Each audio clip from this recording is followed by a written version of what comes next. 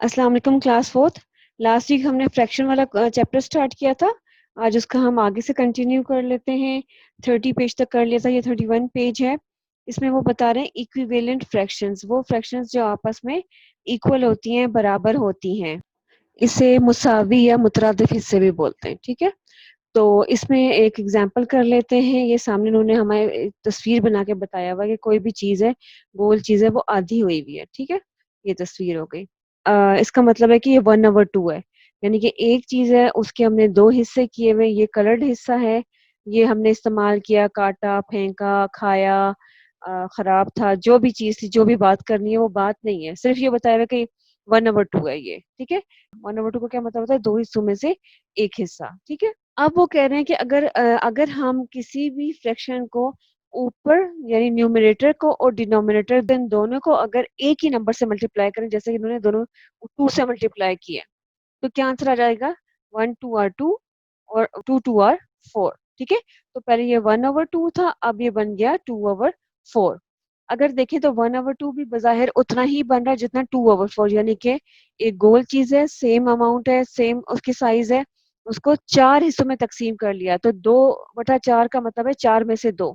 ये भी उतना ही हिस्सा बना है जितना इसका इस्तेमाल हुआ हुआ, या कलर्ड हिस्सा उतना ही है जितना 1/2 का है। ठीक है, ये 1/2 है, ये 2/4 है, तो दोनों में की शक्ल में कोई फर्क नहीं, सिर्फ हिस्से थोड़े से ज्यादा हो गए। इसी तरह से 1/2 को जब 3 से उन्होंने मल्टीप्लाई किया, ये तो क्या हो गया? 1 3 आर 3 और 2 3 आर 6। अगर देख लें ये क्या 3/6 कितना बन रहा है, तो ये देखें, ये भी बिल्कुल 1/2 के बराबर है। 6 हिस्से बनाए, 6 में से 3 को कलर कर दिया, तो ये बिल्कुल सेम शक्ल बनी, सिर्फ इसमें हिस्से ज्यादा हैं। इसी तरह से 1/2 को दोनों को 4 से मल्टीप्लाई किया, न्यूमरेटर को भी डिनोमिनेटर को भी, तो ये बन गया 1 4 आर 4, 2 4 आर 8। ठीक है, तो ये शक्ल भी देख लो, एक वही शक्ल है, उतना ही है, उसके 8 हिस्से कर दिए, उसमें से 4 को कलर कर दिया, बिल्कुल सेम शक्ल है, सिर्फ हिस्से ज्यादा हो जाते हैं। ठीक है ना? तो असूल जो उन्होंने ये बताया है कि जब भी हम न्यूमरेटर और डिनोमिनेटर दोनों को सेम नंबर से मल्टीप्लाई करते हैं, तो वो जो आंसर में जो फ्रैक्शन आती है वो भी उसके बराबर, मसावी, उसी जैसी, उसी जितनी होती है। ठीक है, तो इसमें कोई ज्यादा फर्क नहीं होता। अच्छा, इस एग्जांपल में 1/2, 2/4, 3/6 और 4/8, देखो इन आंसर में हमने मल्टीप्लाई करके भी दिखाया था, असल शक्ल ये थी। तो ये इन सब की शक्लें बिल्कुल एक जैसी हैं, और ये कट के सिर्फ हिस्से ज्यादा बन रहे हैं, वरना कलर्ड हिस्सा उतना ही है, टोटल हिस्सा भी उतना ही है। तो ये सब फ्रैक्शंस आपस में 1/2, 2/4, 3/6, 4/8 क्या है? Equivalent fractions. इनको इक्विवेलेंट फ्रैक्शंस कहते हैं। दोबारा बता देती हूँ, इक्विवेलेंट फ्रैक्शंस वो होती हैं जब हम एक ही फ्रैक्शन को ऊपर न्यूमरेटर को और नीचे डिनोमिनेटर को एक ही नंबर से मल्टीप्लाई कर देते हैं।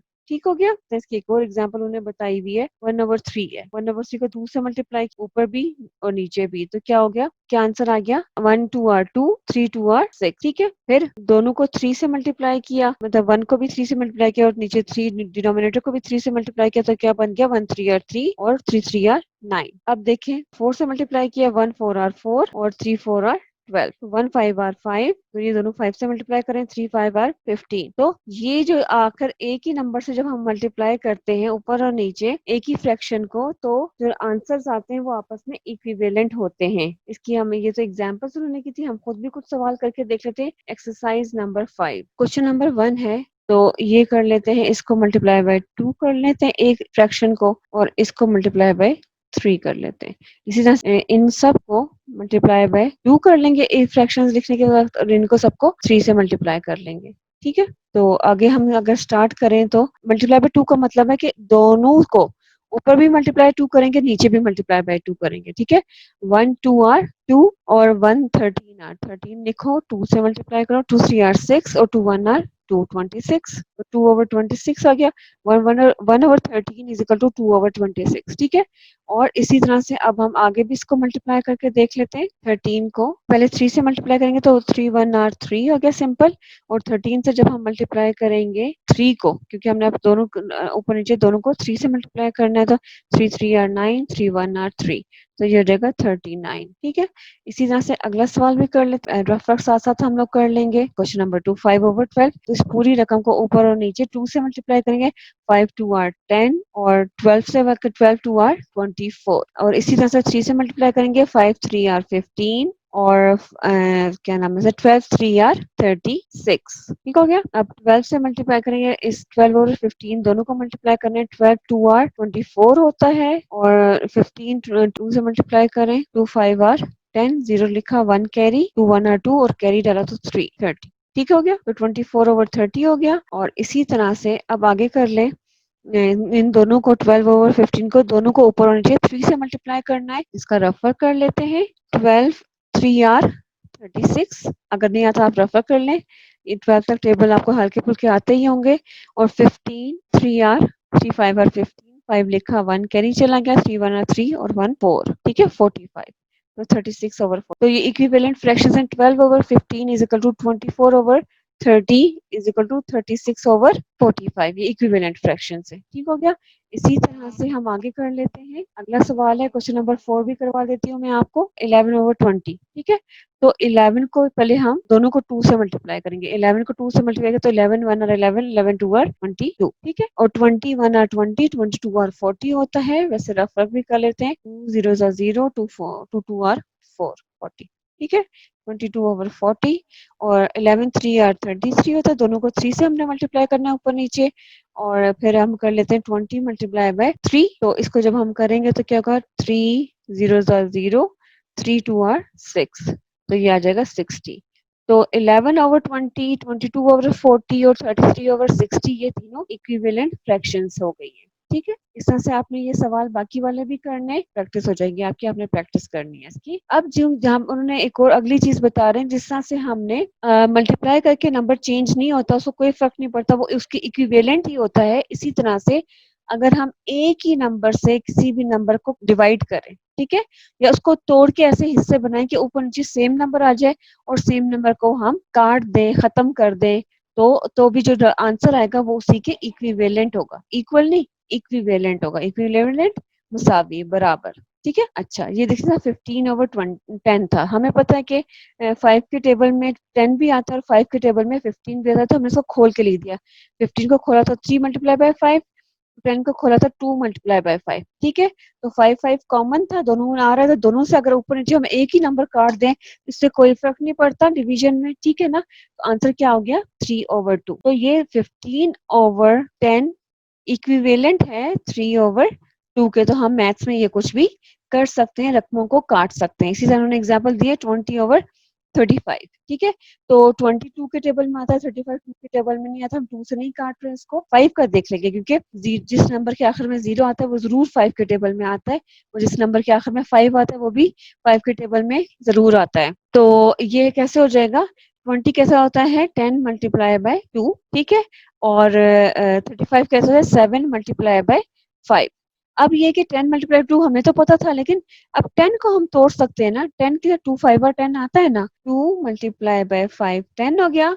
उसको और हमने खोल दिया, और फिर दोबारा से जो मल्टीप्लाई बाय 2, 2 5 आर 10, 10 2 आर 20, 20 हो गया ना, और 7 मल्टीप्लाई बाय 5। ठीक है, अब अगर 5 और 5 हम ऊपर नीचे से काट दें तो क्या हो जाएगा, 2 2 और 4, 2 मल्टीप्लाई बाय 2 4 वापस आ जाएगा, और 7 नीचे आ जाएगा, 4/7 आंसर आ जाएगा। ये जो उन्होंने खोल के लिखा हुआ है, इस तरह से उन्होंने इसको खोल के लिखा है। ठीक है, अब आगे चलते हैं।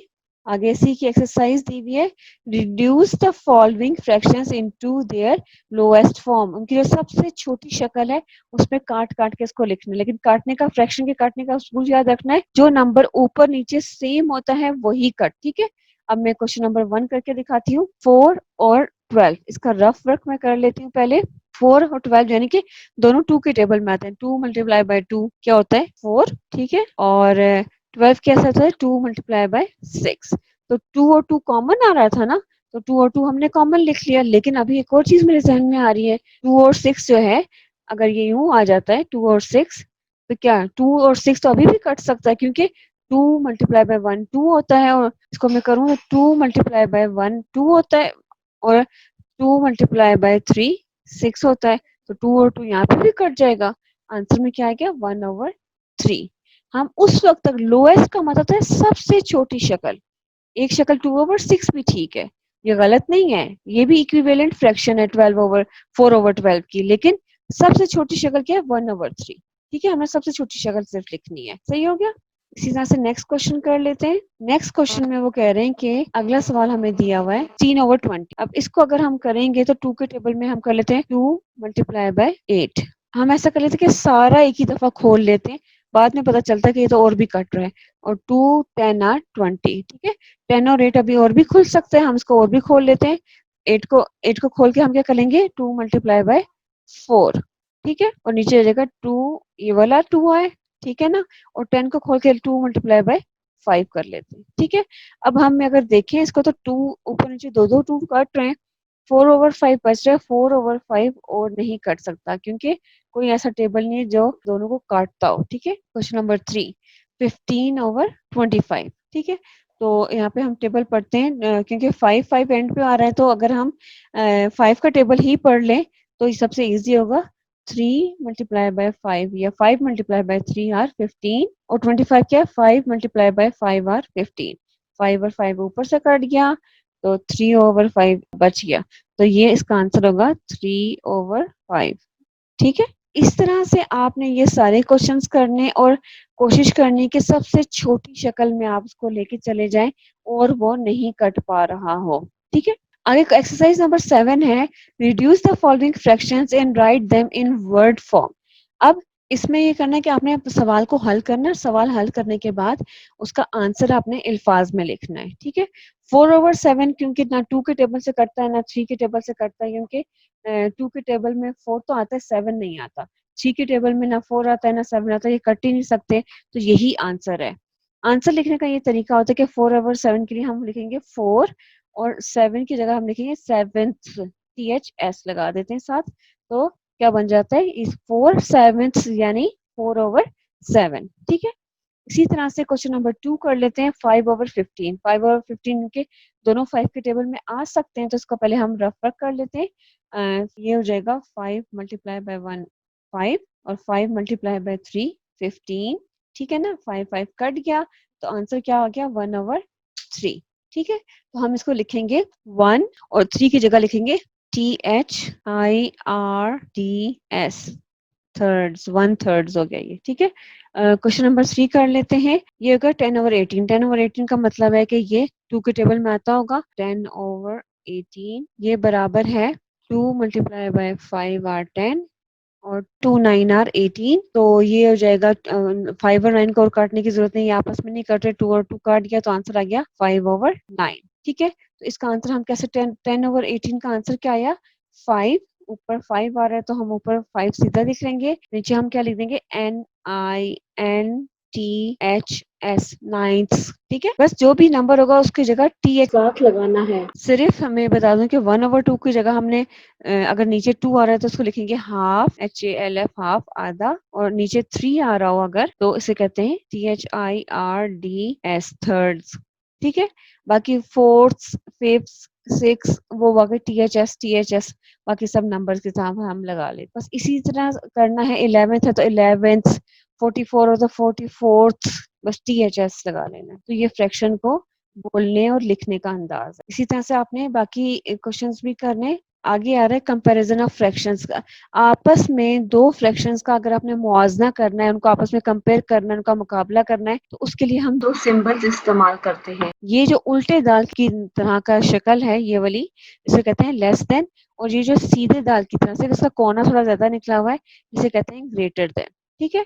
दो नंबर्स आपस में दिए हुए होते हैं तो हमें बताना होता है कौन सा छोटा है कौन सा बड़ा है, ठीक है। अच्छा, जो आम नंबर्स में तो हम कैसे करते हैं 3 और 4 अगर लिखा हुआ है आपके पास 3 और 4, अगर 3 पहले लिखा हुआ है हम कहेंगे 3 इज लेस देन 4। अगर 3 बाद में लिखा हुआ है और 4 पहले लिखा हुआ है तो हम कहेंगे 4 इज ग्रेटर देन 3, ठीक है ना। पढ़ते हम लेफ्ट साइड से राइट साइड की तरफ ही है, लेकिन ये तो सिंपल नंबर्स में है। जब हम ग्रेटर देन और लेस देन हमने देखना होता है फ्रैक्शंस में, तो उसका एक तरीका ये है कि सबसे पहले आपने ये देखना होता है कि डिनोमिनेटर क्या है। अगर दो नंबर्स का डिनोमिनेटर जो है वो सेम है, 4/5, 6/5, 7/8, 3/8, 3/7, 5/7, इन सब रकमों में, इन सब फ्रैक्शंस में डिनोमिनेटर सेम है। फिर हम क्या देखते हैं कि ऊपर वाली रकम जो बड़ी होती है वो नंबर बड़ा होता है, जिसकी रकम छोटी होती है वो छोटा होता है। अब ये देखिए आपको एक्सरसाइज नंबर 8 दी हुई है, इसमें उन्होंने कहा हुआ है कि राइट द ग्रेटर नंबर। ठीक है, दो दो नंबर दिए हुए हैं, उसमें से ग्रेटर नंबर निकालना है, तो ये कोई इतना मुश्किल नहीं है। 4/5 क्योंकि इन दोनों का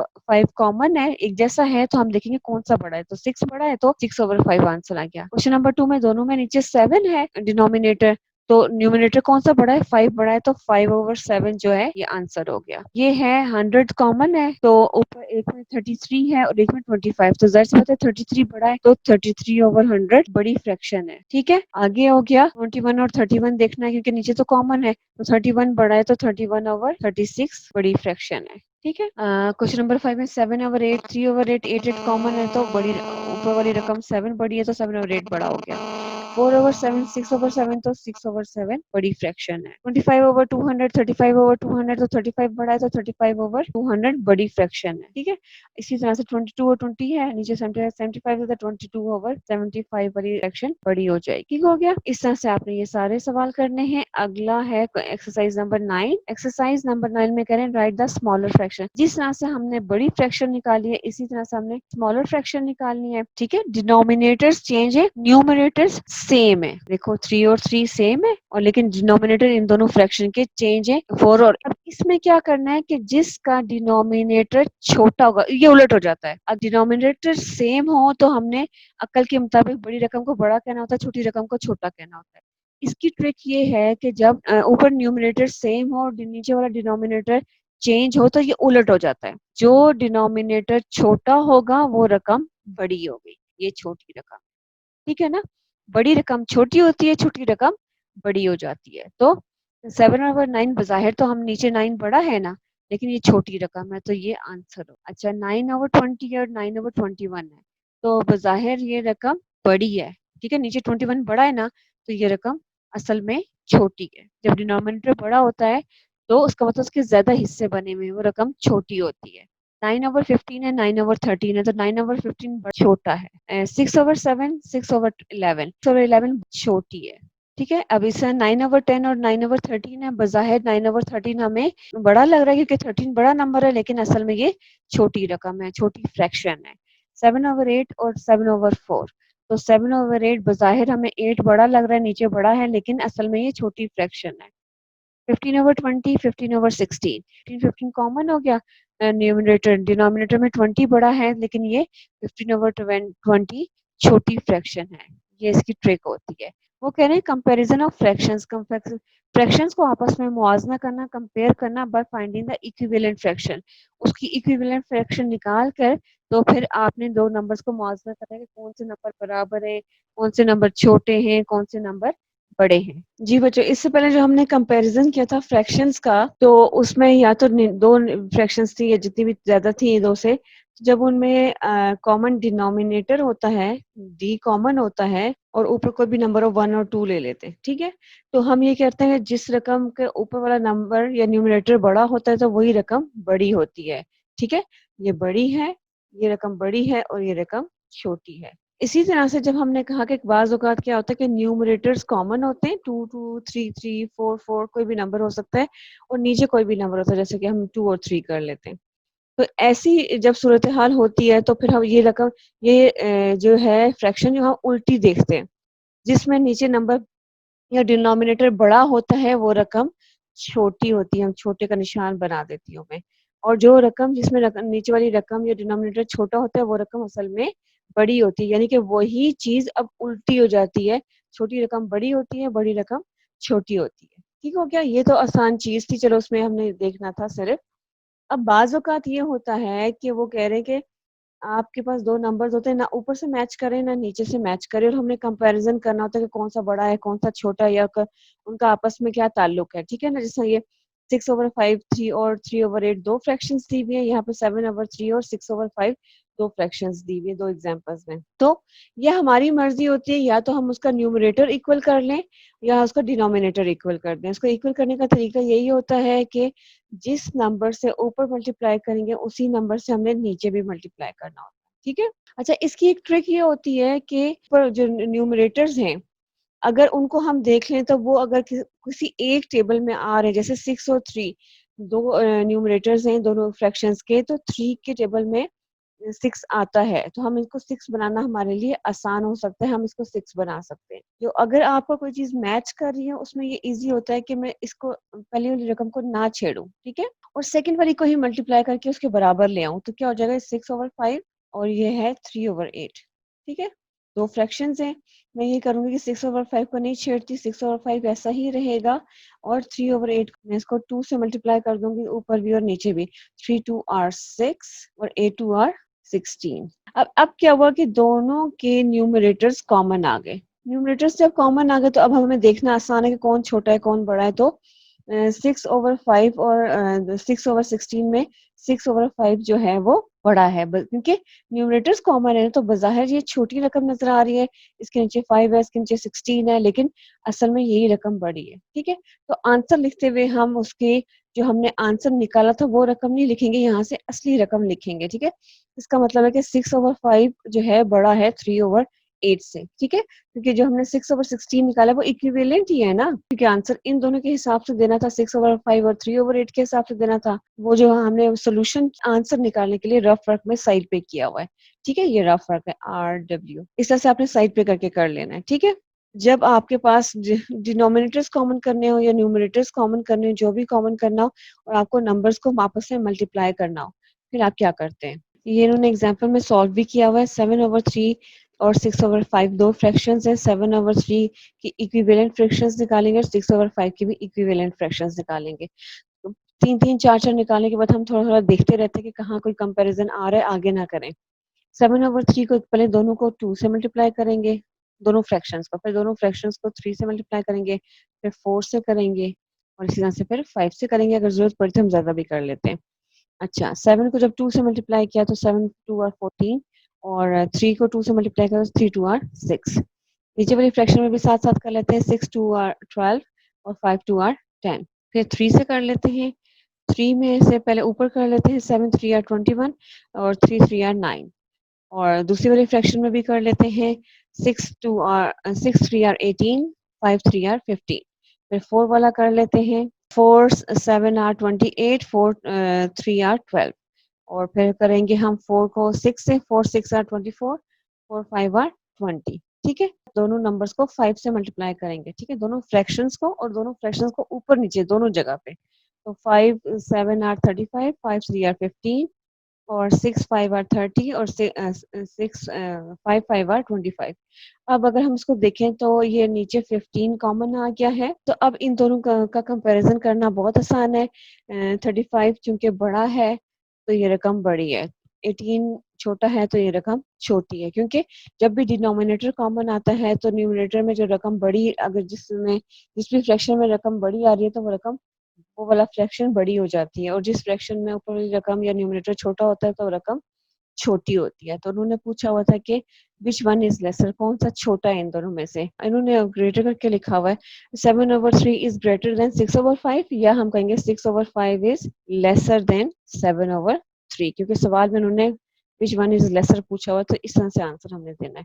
लेसर पूछा होता तो लेसर पहले लिखना पड़ता है, ग्रेटर पूछा होता तो ग्रेटर पहले लिख के प्रॉपरली आप आंसर दे दें। ठीक हो गया? तो अब अगला उन्होंने दिया हुआ एक्सरसाइज नंबर 10, इसमें उन्होंने लिखा हुआ है compare the fractions by finding their equivalent fractions and fill the circles with less than और ग्रेटर देन। ठीक है?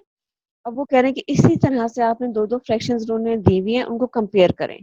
कंपेयर करके आपने उनका आंसर करना है। ठीक है? जैसे कि पहली फ्रैक्शन है, इसमें है 3/4 और दूसरी में है 2/3। तो पहली वाली जो है उसमें है 3/4 और 2/3।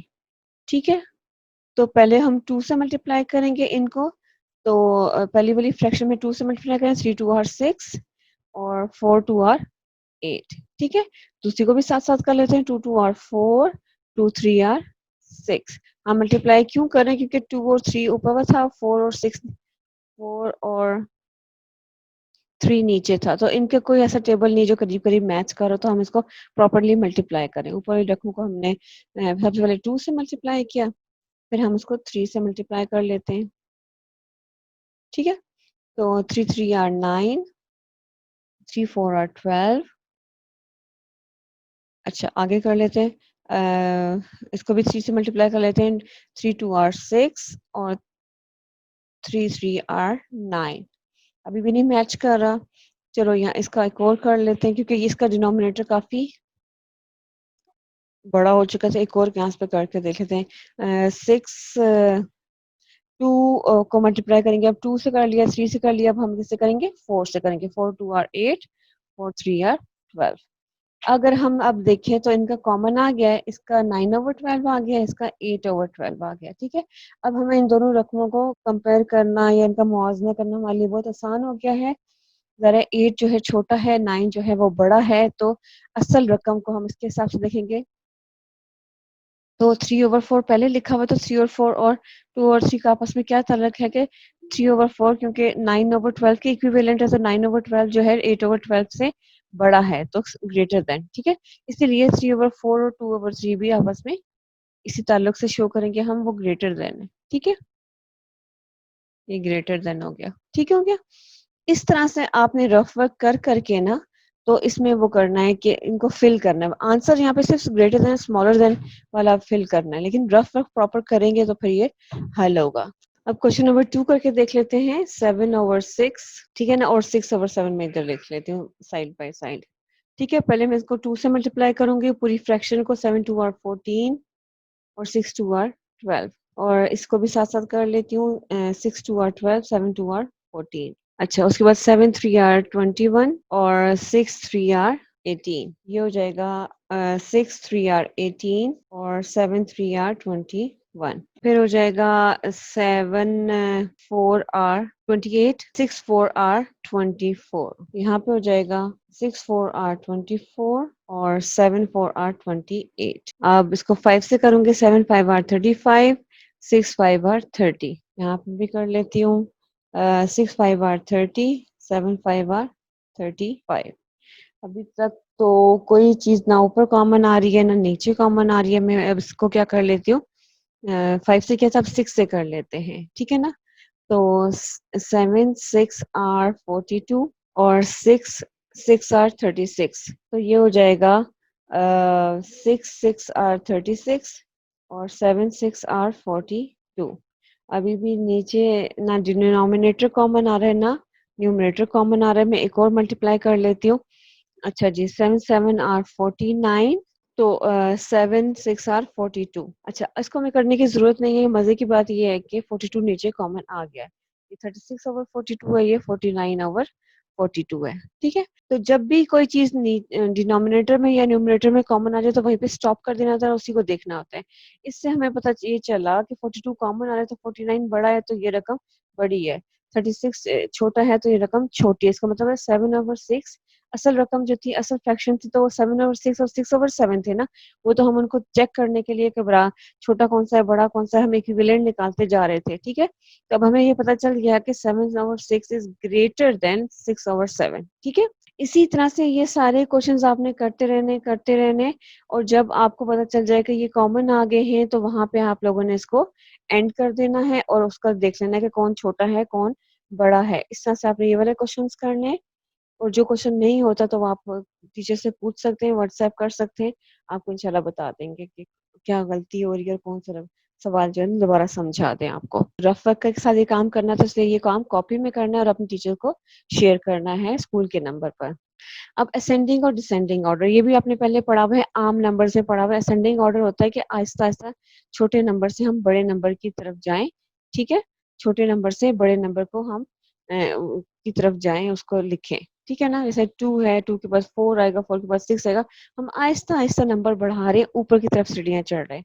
डिसेंडिंग ऑर्डर क्या होता है? नीचे उतरना, छोटे की तरफ आना, बड़ा नंबर, और ऐसा ऐसा हम छोटे नंबर की तरफ जा रहे हैं। ठीक है, तो ये हो गया असेंडिंग ऑर्डर डिसेंडिंग ऑर्डर। ठीक है, अब फ्रैक्शंस में तो हमें पता है, इन फ्रैक्शंस में सबसे आसान बात है जो आपको यहाँ पे दी हुई है, इनके डिनोमिनेटर्स कॉमन है। डिनोमिनेटर्स जब कॉमन होते हैं तो जितनी भी फ्रैक्शंस हमें दी हुई है, जो रकम ऊपर बड़ी लिखी है वो रकम या वो फ्रैक्शन बड़ी होती है। जिसमें ऊपर वाली रकम छोटी होती है, न्यूमरेटर छोटा होता है, तो वो वाली फ्रैक्शन भी छोटी हो जाती है। जैसे इन्होंने ये दिया 7/5, 2/5, 1/5, 4/5। तो इसमें छोटे से बड़े की तरफ जाना है तो 1 सबसे छोटा है, तो 1/5 वाली फ्रैक्शन सबसे छोटी है, फिर 2/5, फिर 4/5, फिर 7/5। इसी तरह से एक ये सवाल भी कर लेते हैं, 6/11, 2/11, 5/11, 3/11। तो 2/11 सबसे छोटा है इनमें से, पहले वो लिख लिया, फिर 3/11 लिख दिया वो से, उसके बाद 3 के बाद 4 नहीं है, 5/11 और 6/11। ये आपने अच्छा अच्छा बॉक्स के अंदर लिखना है।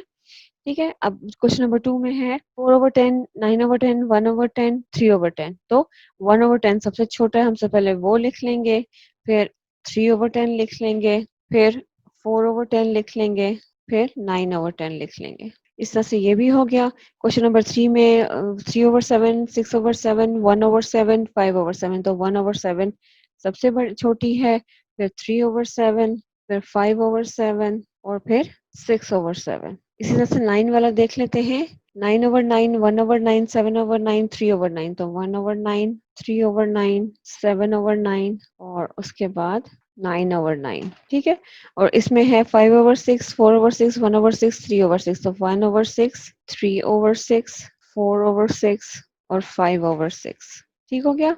इसी तरह से ये तो हमने किया था, ये सारी एक्सरसाइज थी असेंडिंग ऑर्डर की।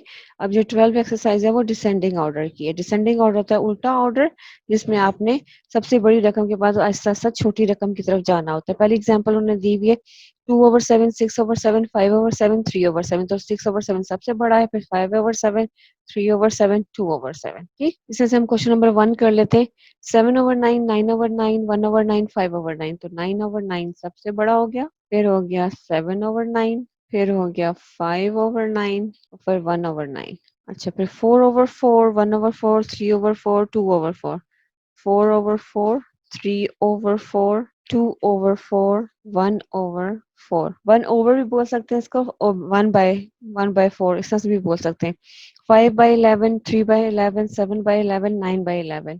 सबसे बड़ी रकम है 9/11, फिर 7/11, फिर 5/11 और उसके बाद है 3/11। फोर्थ क्वेश्चन है 6/15, 11/15, 3/15, 9/15। तो सबसे बड़ी हो गई 11/15, 9/15, उसके बाद है 6/15 और 3/15। ये सारे आपके क्वेश्चन आंसर्स हो गए फ्रैक्शंस में। आज हमने फ्रैक्शंस में किया था कि फ्रैक्शंस को काट के लोएस्ट फॉर्म में कैसे करते हैं। उसमें ये था जिस नंबर से ऊपर काट रहे हैं उसी नंबर से हमने उसी नंबर को नीचे भी काटना होता है। अगर हम उसको बढ़ा रहे हैं, इक्विवेलेंट फ्रैक्शन बना रहे हैं, तो जिस नंबर से ऊपर मल्टीप्लाई करना होता है उसी नंबर से फ्रैक्शन को नीचे भी मल्टीप्लाई करना होता है। और इसके अलावा हमने असेंडिंग और डिसेंडिंग ऑर्डर भी पढ़ा है। तो उम्मीद है कि आपको समझ आ गया होगा। आप थोड़ी सी प्रैक्टिस करेंगे तो आपको कभी भूलेगा नहीं। आपने अच्छी सी प्रैक्टिस करनी है। ठीक है, चलें, फी अमानिल्लाह, अल्लाह हाफिज।